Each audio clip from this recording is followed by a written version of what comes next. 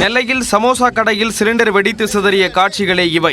நெல்லை down வடக்கு ரத வீதியில் சமோசா கடை ஒன்று இயங்கி வருகிறது. இங்கு திடீரென்று மதிய வேளையில் சிலிண்டர் வெடித்து சிதறியது. அப்போது கடை ஓரமாக சென்ற ஒருவருக்கு காயம் ஏற்பட்டது.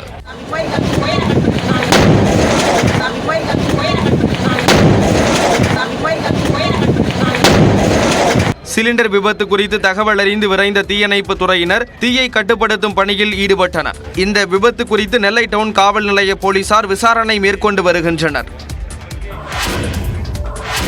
அரசு பணிக்கான தேர்வுகளில் தமிழ் மொழித்தாள் தேர்வில் 40% மதிப்பெண்கள் பெற்றால் மட்டுமே பொது அறிவு மற்றும் திறனறிவு தேர்வுத்தாள் மதிப்பீடு செய்யப்படும் என்ற அரசாணையை சென்னை உயர்நீதிமன்றம் உறுதி செய்துள்ளது. தமிழ்நாடு அரசு பணியாளர்கள் பணி நிபந்தனை சட்டத்தில் 2021ஆம் ஆண்டு திருத்தம் கொண்டுவரப்பட்டது. அதில் அரசு பணிக்கு நடக்கும் தேர்வில் தமிழ் மொழித்தாளில் 40% மதிப்பெண்கள் பெற்று தேர்ச்சி பெற்றிருக்க வேண்டும் என தெரிவிக்கப்பட்டிருந்தது.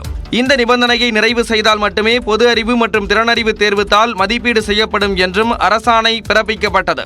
இந்த அரசாணை எதிர்த்து சென்னை உயர்நீதிமன்றத்தில் மனுக்கள் தாக்கல் செய்யப்பட்டன. இந்த வழக்கு நீதிபதி சுவாமிநாதன் முன்பு விசாரணைக்கு வந்தது. அப்போது ஆங்கில வழியில் படித்த விண்ணப்பதாரர்கள் பாதிக்கப்படுவர் என மனுதாரர்கள் தரப்பில் வாதிடப்பட்டது.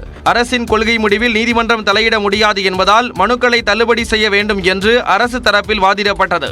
இருதரப்பு வாதங்களையும் கேட்ட நீதிபதி விண்ணப்பதாரர்களுக்கான கல்வி தகுதியை நிர்ணயிக்க அரசுக்கு அதிகாரம் உள்ளது என்று கூறினார். குரூப் 4 பதவிகளை வகிப்போர் மக்களுடன் நேரடியாக தொடர்பு கொள்ள தமிழ் புலமை அவசியம் என்ற அரசு வாதத்தை ஏற்ற நீதிபதி அரசின் கொள்கை முடிவில் தலையிட முடியாது என்று கூறி மனுக்களை தள்ளுபடி செய்தார்.